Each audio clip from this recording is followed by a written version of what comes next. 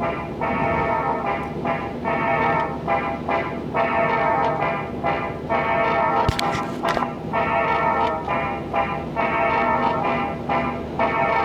you tell the battery's running out? It's making that scratchy sound again.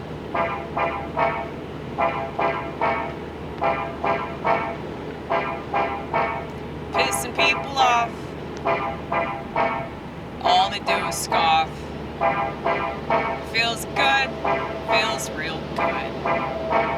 Doing what I know I should. Pissing people off that are really obnoxious. Getting under their skin when that's all they do to you. Because they don't know what else to do. Because they don't know how to be a decent person.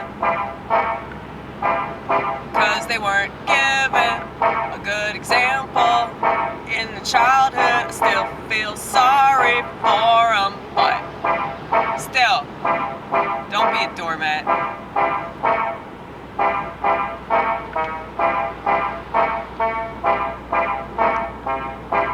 Don't be a punching bag. But whatever they say to insult you, take it, put it in your little satchel, and thank them for it.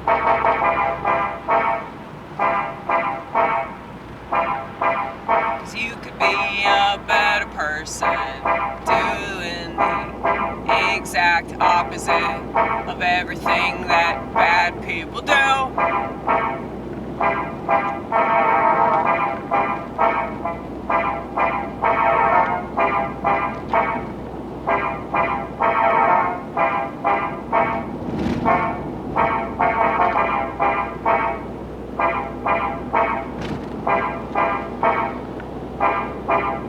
If a mean person says something to cut you down, don't you frown. Smile, smile real wide. Because they're dead inside. So that's why they do it. That's why they do it. That's why they do it.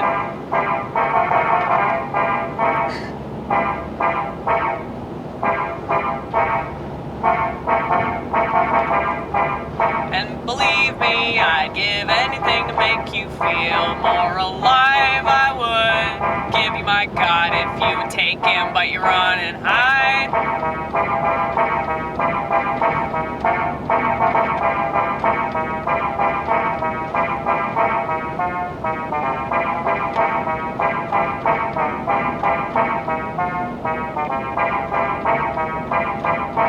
Why can't I play this on stage? Why?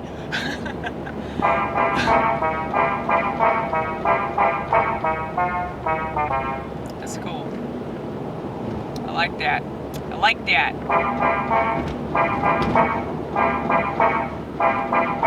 People are so jealous, but they'll never come out and say this because of the shame. You don't think I've ever been jealous? This used to be a running theme.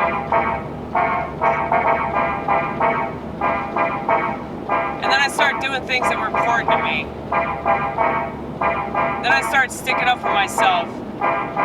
And I developed a work ethic that made me proud. But you guys know my feelings on pride. I credit that to God. So, when I look at the things that I've done, I just look up, you know, I'm like, thank you so much for giving me the motivation to do that. Thank you for giving me the capacity to care about my job, or care about the things that I put out there into the world. And I know it probably seems shocking hearing that because, like, you know, I don't give a fuck about the sound quality. I don't give a fuck about the lighting, and the camcorder goes flying. That happened yesterday. But, you know, I care about other things. You can't care about everything all the time. besides, the kinds of people that I want to watch this are not the kinds of people that give a fuck about the lighting and the sound quality and shit like that. You know?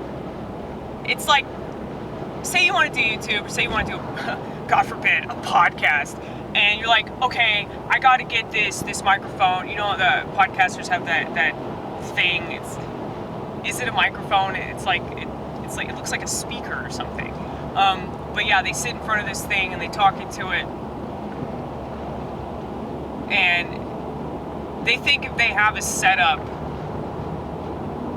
that's really good, like that will make their podcast good. But none of these people are interesting. So I'm a very harsh critic, all right? I'm a very, very harsh critic. Because I'd like to believe that what I'm doing is authentic enough to speak for itself. If it wasn't authentic, I'm pretty sure that the algorithm would push it a lot more.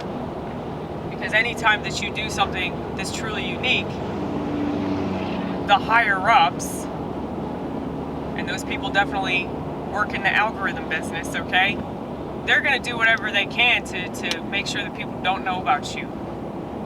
But that's fine, because independent artists are independent artists for a reason. They don't want to be controlled. They don't want to be told what to do. They don't want to be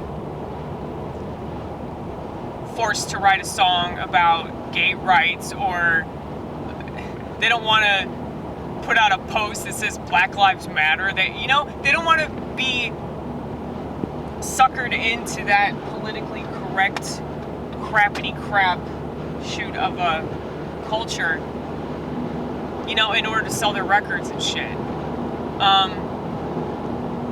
And I've seen so many amazing artists. St. Vincent, look at St. Vincent. She's incredible. She just won, I don't know how many Grammys she won. I know that she won something for that song Broken Man, which is like an amazing song. She's truly a remarkable artist, but I kind of sort of think she's not that great of a person, mainly because, like, I don't know, I've watched a lot of interviews with her and she's just so fake. And I think that fake people, like, will naturally do well in an industry like that because they don't mind dressing up and playing a role, And so more and more she's talked about being gay.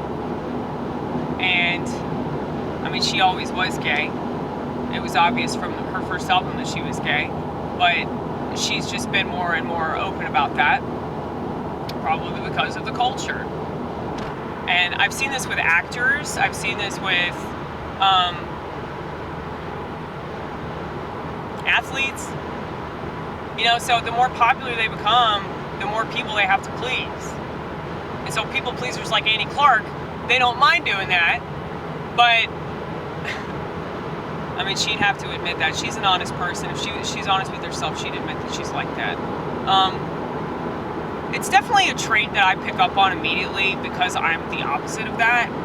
And I realized last night, like, I was asking myself, why are these narcissists so attracted to me? Why do they keep pestering me? It's because I have the thing that they want. Well, they don't actually want it, but they want other people to think that they have it, and that thing is empathy. All right? Now, I realize, though, that it's also my fault. I can't just blame the narcissist because it's also my fault. As an empath, I gotta admit, sometimes I'm jealous of the narcissist. Sometimes I really wish I didn't give a fuck about anything. I second guess myself third guess, fourth guess, fifth guess, sixth, seventh, eighth guess myself all the time because I want to make sure that I'm doing it right. I want to make sure that I'm not saying something in a way I don't have to say it. I could say it in a way that would be more effective, that would be more useful and not as hurtful, So, yeah, sometimes I wish that I had more of that narcissism and I could just let it go. But at the same time, I don't want to be a piece of shit.